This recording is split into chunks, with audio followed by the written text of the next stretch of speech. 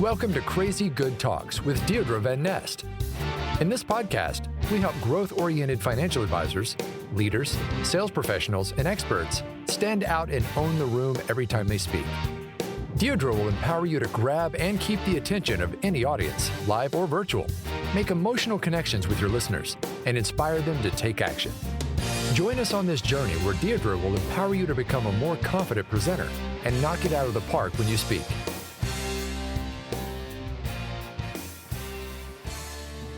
You've recorded a video of your story. Congratulations. Now, what do you plan to do with it? How will you get those eyeballs on your brilliance? What platform should you use and why? Can you build a following organically or should you pay for views? Kalli Fedusenko shares some tips and answers with Deirdre as she goes through her 3 Ps for getting the most from your video. Polish, promote, publish. Kalli, I am so thrilled to have you here. My guest today is Kalli Fedusenko, and she owns a full-service marketing firm called Kalli Collective. She works with financial professionals and also with mission-driven entrepreneurs, mainly those who serve the industry. And I have to say we met because she saved my butt. I had a project. I had another actually graphic design team working on who they just dropped the ball and I needed something ASAP. And not that I want to promote Kalli doing things ASAP, because I'm sure that's not what she wants. My friend Laura Garfield from Idea Decanter said, hey, I know someone who can help you. Met with Kalli. Not only was she willing to help me with this ridiculous turnaround time, but she nailed my vision and what I wanted. Kalli, so thrilled to have you in my back pocket and thrilled to have you on the show today. Yeah, I'm excited to be here. The thing that we're going to talk about, there's so many things we could talk about today, right? We could probably be talking for hours, but the reason why I wanted you here for this episode, I'm sure we'll do others together, is that at Crazy Good Talks, we have a service offering called Asset Creation. And this is where we create key business stories for advisors and mission-driven entrepreneurs. We create what's called their why story, why they do what they do, right? Why they care about the people they serve. And then we create desire stories. Desire stories are stories about clients who are similar to your ideal prospects who have gotten great results with you. And you tell the story so that you create this desire in the heart of the listener to want to work with you. And also it's a great way to be able to sell yourself without sounding salesy. So we've got this whole thing, it's called the 60-minute story. And lately our clients are saying, okay, you've written my story. I have the scripts on how to use them everywhere in my business. One of the things, Deirdre, you're telling me to do is to create videos. I'm going to create my videos. And then how do I get eyes on my videos? And I'm like, well, that's a good question. And that is outside my area of expertise. Yeah. It is your area of expertise. You actually Most do this definitely. for advisors. You have a whole process. So today you're going to give us some tips for the do-it-yourselfers. But I also want you to let us know at the end, where can people find you? Because not everybody wants to do it themselves. Where should we start? I don't even know where to start on this conversation, to be honest. Yeah, totally. So I think where to start is understanding that there are 2 ways to get views. The first way is organic. Simply means you're not paying for it. It's all free. Great. Second way is paying for views or paid advertising. Okay. Sometimes when you say advertising, though, people think of it the wrong way. You're really just boosting. People are very familiar with Facebook boosting. It's like that, but I'm going to explain why you should never, ever boost on Facebook. I love it. That's good. I'm very curious now. So for getting those organic views, and let me put out a few caveats here. The first is, no matter how good your organic strategy is, you will never reach that same level of views as you would if you're paying to promote them. Okay. I think that's good to know. It is a pay to play depending on what your goals are, right? Okay. I would say that organic, the highest I've seen people get views is 500, whereas just $25 and I can get you thousands of views. Wow. So, that's the difference there. So it's not even a lot of money necessarily to get that much. Okay. This is cool. Yeah. Okay. For organic, the first thing that you want to do, we'll call it the 3 Ps. Love that. Polish, publish, promote. Love this. So for polishing, this is your accounts. You're either creating them if you don't have them, or you're polishing them so that they're going to be found easier by the platform that you're on. They're just going to take advantage of every little nook and cranny of the accounts. When you say accounts, do you mean your social media platforms? So like your LinkedIn, your Twitter, whatever else you're on. Facebook, LinkedIn, YouTube. Even your email signature. I know that's not technically a platform, but I count it. Yeah. No, that's great. That's a great tip. Yeah. And your website. Okay. These are accounts that you should have, especially if you're doing video. Everything in marketing goes back to two things: your goal and your audience. Okay. Even though I've listed all these different places you can have videos, that might not fit your strategy. If your audience is 60 plus, about to retire or retired, they're not going to be on LinkedIn. They're going to be on Facebook. And each account that you have takes time if you're going to do it. So that's why I always go back to that audience where they are. That's where you want to be. I'll just go over some of the things that you can do to your accounts that will help in the polish segment. Love that. Thank you. First thing is your profile picture. It's almost always a square or a circle. And what shape are our logos usually? Rectangles. They don't fit. So true. You can squeeze them in there. But when you do, people like me who wear glasses when they're on their computers can't tell who is posting immediately. So that's one of the first things we go into people's accounts and do. We create, if they don't have a square logo, we're going to create something that takes pieces from their logo and is in a square or circle. I love that. That's just like a little insider tip that no one would think about. A few other things we do: Facebook business pages have a call to action in the top right. It defaults to send me a message. Usually my clients aren't checking those, and the other clients aren't supposed to have that because of compliance. You need to go in there and change it. And there are a few options. The one I usually go for is visit our website or call us. Those are generally the two that we pick from. Platforms are always rolling out updates, just like any businesses. Always staying on top of those. So Facebook now has created something called a creator studio, and it's their version of trying to keep up with YouTube. It's very, very similar now. You upload your videos through the creator studio, and it will create a video tab on your account. Now, that's going to happen, but what's not going to happen is where it lands on your business page. So that's another thing you can control, is you can move the tabs and which ones you want visible on your page. Okay. It's going in there, making these kinds of changes so that your videos are showing as predominantly as they can. That's going to be the first step in getting you more views organically. Is to actually have them up. Yep. And have the ones you want showing. Precisely. That's good. Another thing to note is, even if you're not going to be advertising right away, create an ad account. Okay. Create the tracking code with that platform. So on Facebook, it's called a pixel. And on LinkedIn, they call it an insight tag. YouTube, it's Google Analytics. You want to put that on your website, because then people who go to your page and then go to your website, they're going to track the IP address. Oh, okay. And then later, when you decide you want to advertise, because you will decide that, you're going to be able to retarget some of those people who have gone to your website. That's awesome. That's one of the biggest things I see. Even people who advertise, they don't retarget. And that's really important. Okay. What's important about that? Yeah. Yeah, you're getting your stuff in front of people who are interested. Okay, got it.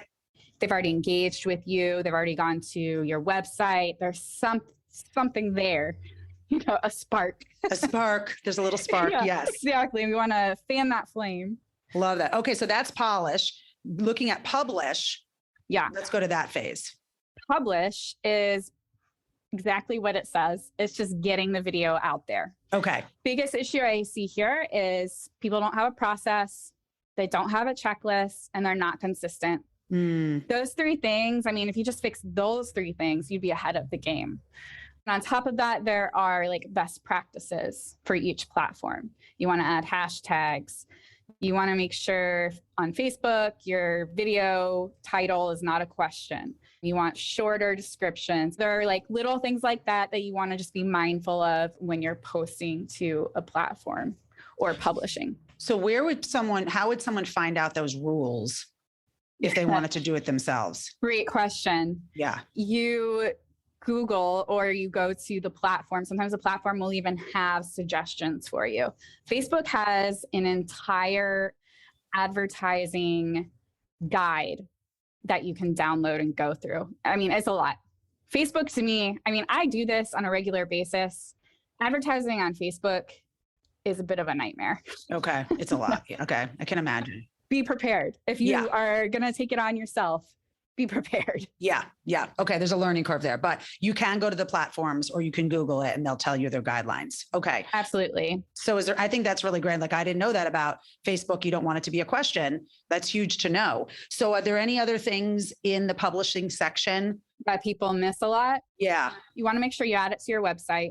Okay. Yep. You also want to make sure that you're emailing out your video. I mean, that alone will double your views. Yeah, I've had many clients do that. And actually they've gotten clients. Like, we have their why story. They put it out there. They send this video and then they're getting appointments right away. They're getting COI saying, oh, I've been thinking about you. We haven't chatted in a while. They've had clients refer it to other people. And this is just from their email list. So don't forget about your email list. Exactly. And I mean, a lot of people do. And a lot of people are nervous. I'm sending too many emails. Yeah. As long as you're not sending daily, I think sending out your videos once, twice a month is absolutely fine. Yeah. People can always unsubscribe. People are a little too worried about that. Okay. Email, anything else before we move to promote? Was there any other thing you wanted to add? You said make sure you send it to your email list. When you are publishing on YouTube, make sure you're adding your videos to playlists and make sure those playlists have descriptions. Okay. That's just one more place that when people are searching on YouTube for a topic, search engine optimization, YouTube is a search engine. You're right. If you put those keywords in your description, that's going to help your videos show up when somebody's searching online. Okay, great. And then promote. The sexiest. This is probably the sexiest one. You need the other ones, but this is like where everyone thinks about. Yeah. So this is the boosting one, right? This is where it's really easy. And I totally get it when you're on Facebook and it's like, hey, boost your posts, get 5 times more views. And you will, and I've had this happen with a client. They boosted on their own and they, I would say they boosted for $100 to $200. I went in, I created an ad account. I advertised the same video, but because I did it through an ad account and there are different objectives in there, I spent $50 and I got 3 times the amount of views that they got. Wow. They got a couple thousand. I got several thousand. That's crazy. So Facebook just makes it easy. Like, hey, boost it. We're going to make this money. And it's almost like they're targeting the people who really don't know any better. Yes. It's exactly what's happening. Wow. It's exactly makes me hate Facebook even more. I'm going to go on record. I hate Facebook. Yes. I do. And you will have that feeling even more so once you go in there and try to actually advertise it correctly. You can do this. What did you call it? An ad account or ad manager? Yep. Say that again. It's an ad account? You have to create an ad account. Okay. And then after you've created the ad account, you create a campaign. Yep. And inside the campaign is an ad set. And inside an ad set is an ad. Got it. So you potentially, let's say you've got your why story video up on Facebook. You want to advertise it. You create your ad account. And then you're going to go in and your campaign is going to be more views. Inside there, you're going to have your ad set for your why video and your ad set for the story. Okay. And then inside of that, you could actually do the same video, but different text. And you could have 3 of those if you wanted. Just So to when you say, feel what out do you the mean water. different text, like different description? Yep. Say what you mean. Okay. Different description, a different title. You can change that Interesting. up if you want, just to see if something's going to get more views than something else. So that's where you can do that A/B testing to see what's working better. Okay. And then, okay, so let's say you go in. So let's say I'm a financial professional. We've just done our Why Story video. We're putting it up. We have it. Everything's polished and my platforms look really good. Published it. And now now we're into the paid. We're talking about the paid strategies is under promote. Okay. So the organic way of promoting is to send it to your list, I imagine, and Send putting to it your out list. Yep. on your social media platforms. Yeah. Okay. That's the organic way. Yeah. And then maybe asking other people to send it along through their channels and whatnot. Now we're taking promote and we're talking about how do we get even more. Let's do it paid. Okay. So I've got my video. It's in there. How do I think through who to target? Does that make sense? What I'm asking you? Like, yeah, tell me, how do I think that through? So you're going to build out your audience filter when you're building your campaign. Each campaign can have a different audience you're going for. Okay. So I have a client who they target that almost about to retire age, but then they also are targeting the younger age people's kids. Yes. Because I'm sure you talk about with your clients all the time, that generational wealth, once your clients pass on, are their children going to stay and keep working with you? It's a big thing. Yes. Yeah. For this client, I have 2 different campaigns with different ads. Sometimes the ads are the same if the content matches both. Each campaign is going to reach a different audience. And in there, when you're trying to figure out how to filter, there are a few things. One is just like the basic stuff, demographics. Okay. Where is your audience? How old is your audience? Do you get more males or females? Are most of them parents? Those are things that you can filter into. And then you can take it a step further if you want, and you can look at some of your clients or people who follow your page and interact with you already. Look at their interests, look at some of the stuff about them, and then you can filter to people with those same interests or same jobs. Got it. Okay. And then there's places where you can put in these words, right? Certain keywords and demographics and psychographics and all that type of thing into Facebook to set it to go to the people that your ideal prospects. Exactly. Okay. It's a lot of selecting. You don't even have to type most of it. You just go in and you can like interests, music, or interests, travel abroad, that kind of thing. That kind of thing. Okay. And then what about the other platforms? So let's say you do have a target audience who is more on Twitter or on LinkedIn versus say Facebook or Instagram. How does it work there? Like I know one thing that I've discovered is that LinkedIn advertising is way more expensive than Facebook advertising. Can you talk about that and just any tips and tricks on the other platforms? Yeah, LinkedIn is similar to Facebook where they just started this boost. I think they call it promote your post. It's the same type of idea as the Facebook boosting. Don't do it. Okay, thank you. That alone is huge. Right. Instead, you want to go in. I think there's like a drop down and you click advertising. You'll have to set up an ad account, kind of the same process as Facebook. You're going to want to have that tracking code. LinkedIn doesn't have as many of the personal filters. It does have professional filters. Okay. You can get very detailed. And put someone who works at a specific company if you were trying to target, let's say, people retiring from Nissan in my area. I could get very specific in LinkedIn and advertise to those specific people. But yes, it's way more expensive.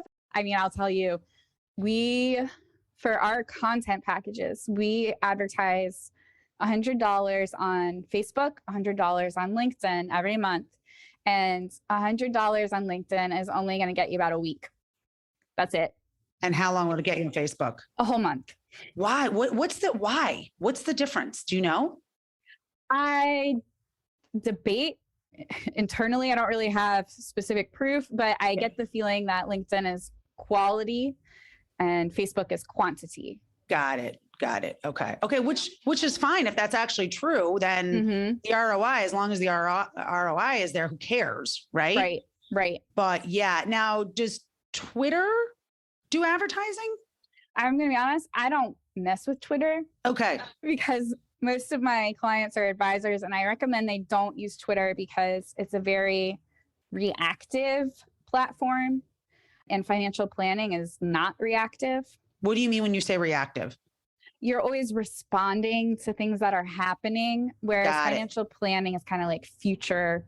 Let's plan your future. And I feel like being on Twitter is almost like against their philosophy in a way. I can see what you're saying. Don't time the market.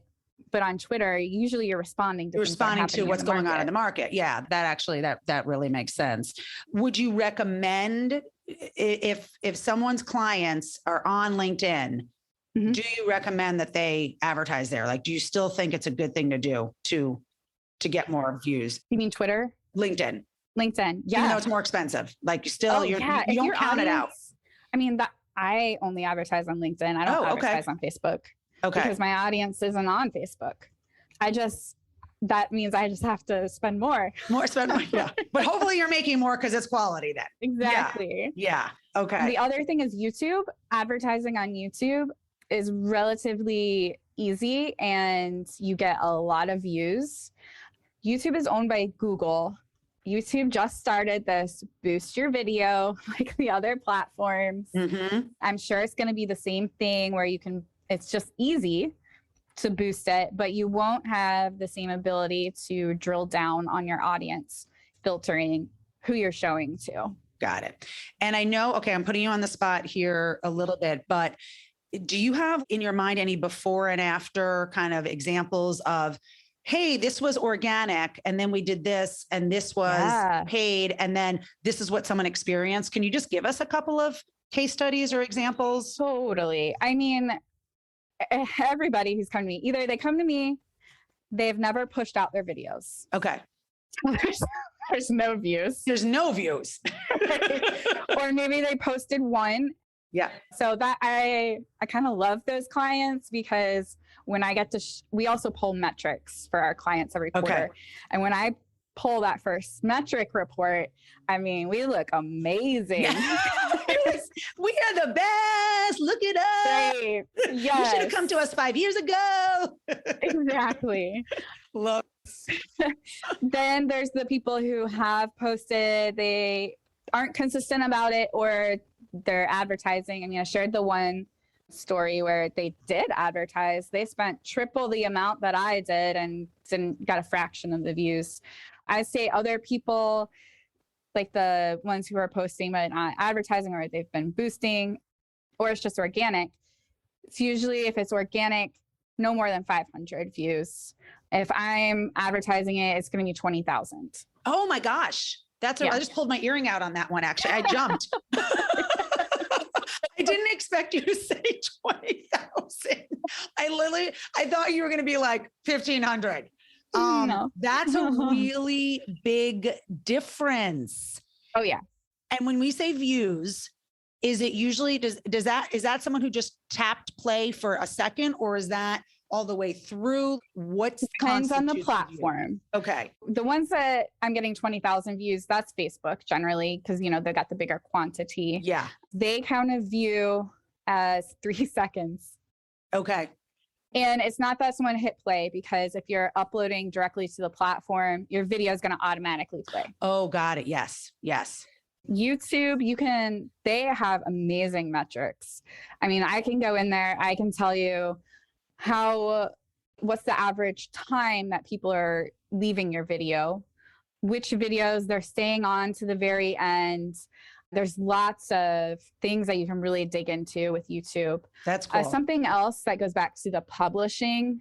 When you publish on YouTube, they've made an adjustment recently where you can add things to the end of your video. I'm sure you've seen it. If you've been on YouTube, you play a video, and at the end, they're like, hey, watch my other video. And then up in the corner is the actual video, and you can click on it and it'll start playing automatically. Yeah. Mm-hmm. It used to be you couldn't add that until you had 1,000 subscribers. Oh, okay. They changed that in the last couple of months, and now anybody can have that. We're going into our clients' accounts and we're adding that because that's a great way to get your audience watching more videos. Yeah, that's great. That's awesome.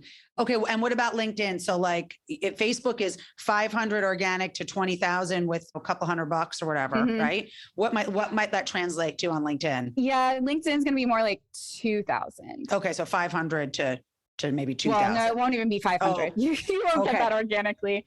It's going to depend how many connections you have to start. I would say 100 to 200, and that's going to go 2,000. Okay. So it still could be a 5 or 10X. I mean, that's still pretty considerable for a couple $100. Would you say? Is it about a few $100? Well, we do it. That's 100.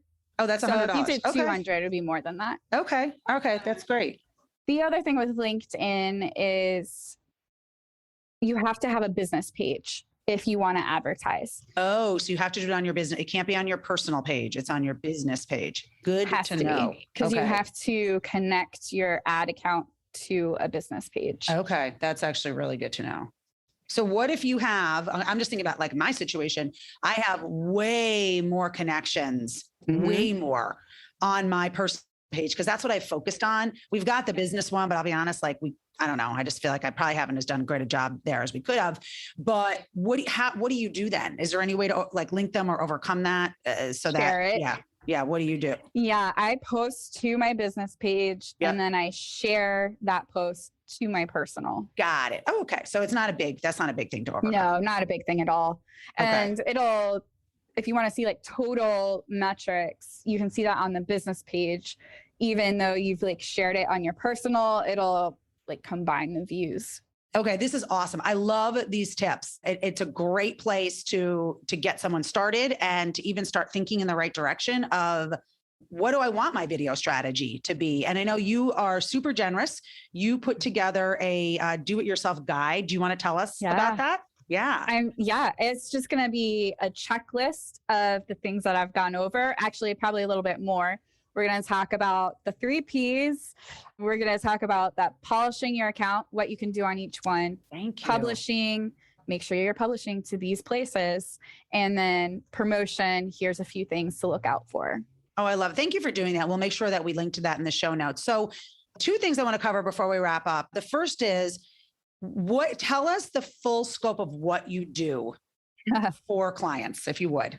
How long in do you 60 have? seconds or less. No, just give us, we have a couple of minutes. I would like to hear, and I'm sure my listeners would like to hear what are the ways you can help people? We are basically a one-stop shop for all of your digital marketing needs. Okay. We're going to run the gamut of, we can build you a website, we can advertise your videos, and then we can redirect those people watching your videos back to that website we built for you. And then having a drip campaign of emails in there, which is something I could talk all day about because people are not utilizing it. And it's such a good opportunity, especially for advisors. Oh, maybe would you come back another time? We could do another. Totally. Okay. That'd be great. Because I'm actually going to be doubling down on my email campaign, and I'm in the middle of creating a lead magnet and my nurture sequence. So I am all in this stuff right now. So I love that you do this for people because it's a lot. It is. It's a lot. And even if you're a content creator like me, and this is what you do, it's still a lot. It's sort of like a financial advisor doing their own financial plan. I'm like, I like to hire this stuff out to other people as well. What about posting? Do you get into social media posting or? Okay. We do content plans. I would actually say that is our most used service is our content packages, where we're creating content for you every month. We're going to get on a call with you once a month. We're going to talk about, hey, what are the hot topics that you are dealing with your clients right now? What are some personal things happening? And then we're going to create content around those phone calls. Love that. Because I'm a firm believer that marketing is not a one size fits all. Yeah. It has to be structured for your audience and your style. Yeah. And how you do things. Yeah. So instead of sending out the generic emails that a lot of advisors get from like a third party. Yeah. And just put their name on it. Yes. I have snapshots of receiving the same exact email from 2 different advisors. Actually, it happens every single month. And the only thing different is the logo at the top. Yeah. Yeah. At least they're sending emails though. They're That a is step fair. they're a step ahead of a lot of others, right? That is fair. Yeah. Yeah. So at least you're thinking about them. At least they're doing Right. that. Okay, that is great to know. Specific to this video, this question my clients are having about how do I get more views on my videos? What do your services look like? Someone's listening to this, they're like, okay, I know I need to be pushing out these videos. I want more views. There's no way in heck I'm doing this myself. Yeah. How does that work if they work with you? Yeah. I mean, we take care of it all for you. Okay. You bring us the video and then we take it from there, basically. You just do the whole deal. We're going to update your accounts. We're going to publish the video for you. We'll have a calendar and it'll be scheduled out. You can even see it if you want. You can go in there. In fact, that depending on the client and how involved they want to be, we use monday.com as our project software. Yep. Okay. Yep. We create our content calendar in there and the content we're building for you. And after we've created it, we've reviewed it, then we send it to you to review because we want to make sure we get your stamp of approval. Yep. You say, yeah, it's good. And then you send it to your compliance department if you're an advisor. If you're not, well, that takes out one step. And then we mark it as ready to post. And then when it comes up, we post it. That's awesome. I love that turnkey service. I just had Laura and Sharon over at Idea Decanter create 5 videos for me. So I might be circling back to you to do this for me. They make great videos. They're amazing. We love promoting their stuff because it's good. I mean, I don't always enjoy when I have to promote not quality videos. Yeah, right. Yes. No, they are excellent. So we'll put Idea Decanter. Idea Decanter is the video production partner that I use strategically, and you do too. And we'll put them in the show notes as well because they also specialize in financial services. So if you're listening and you're in financial services, you really want to go to someone who understands compliance and just all the nuances of this industry. But even if you're not, if you're a mission-driven entrepreneur like me or Kalli, we use them because they're amazing. They really are great with both markets. So what's one last piece of wisdom you would give to someone who has videos, they're thinking about creating videos, they really want to get them out there, they want to be that thought leader, they just want to be that go-to person. Like what's like one last bit of advice you would give? I would say really think about the objective of posting your video. Views for the sake of views is just vanity. I think it comes back to you want to build the credibility and loyalty, or you're trying to bring in some leads. Just keep that top of mind as you're creating your video and when you're pushing it out. When I'm pushing out a video, if my goal is to get them to download something, then you absolutely have to have the link to that downloadable in your video description. It's things like that that can be easy to forget in the actual creating of it. And I get it because I've been there. It's overwhelming. Absolutely. No, I think that's great. One of the main things when I'm writing any content and when I'm teaching my clients how to write content is starting with reverse engineering it. You got to start with this question: how do I want my audience to feel, think, and act differently after they hear me or read me or see me, whatever it is. And then you've got to create the whole message and the strategy from there. So I love that you brought that up. All these tactics are great, but if you don't have the right strategy, it's not going to yield anything. Exactly. Same thing goes in with your advertising. I mean, we can advertise for reach and get you those 20,000 views. I can also advertise to get you followers, or I can advertise to get you people clicking to go to your website. So it comes back to what do you want that person to do? And sometimes it takes a combination of all of those things. Yeah. And just on this topic, tell me if I'm wrong though, but I think you can create a video that could be like a standalone video without a specific call to action. And then you can put the call to action in the description, right? Oh, yeah. So that you can have one video that can do multi-purpose. Yes. Okay. That's really good to know. I know one thing that I've done is we have alternate endings in my videos. You can also do that where you have the main video and then you just shoot alternate endings.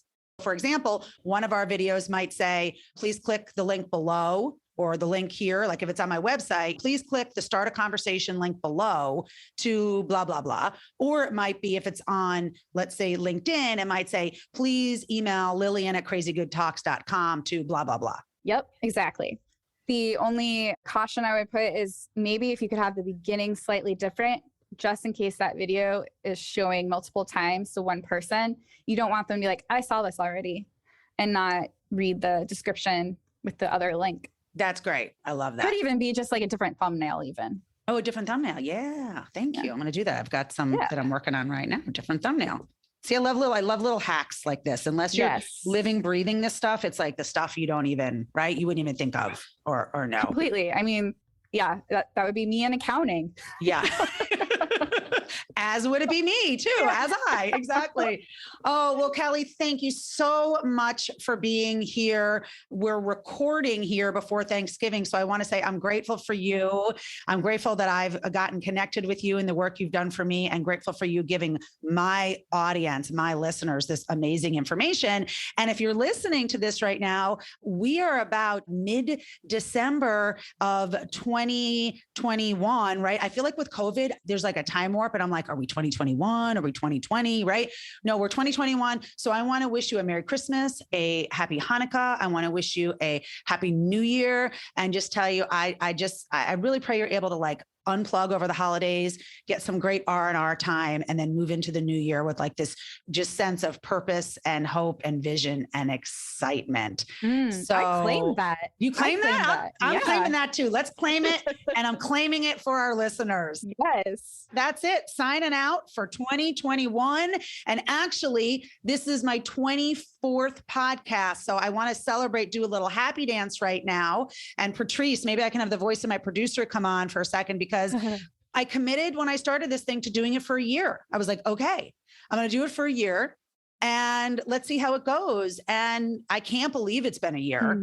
And I love it. And I can't wait. I can't wait to do the next year. So Patrice, thank you. Oh, you are more than welcome. You know that. Yeah, no, you've had a whole year. Jeez. Isn't that crazy? Does it feel like it's been a year? No, it does not. But I'm looking forward to the next one. I'm looking forward to the next one. And I think this is, you know what? If you're listening, start with a small goal. Just bite off something. Don't think you have to do something for the rest of your life like I did with this. Start with a small goal, and then pretty soon it turns into something bigger. With that, make it a crazy good day. Thank you for listening to the Crazy Good Talks podcast. Click the subscribe button below to be notified when new episodes become available. The information covered in this podcast represents the views and opinions of the guest and does not necessarily represent the views or opinions of Accelerated Performance LLC. The content has been made available for informational and educational purposes only.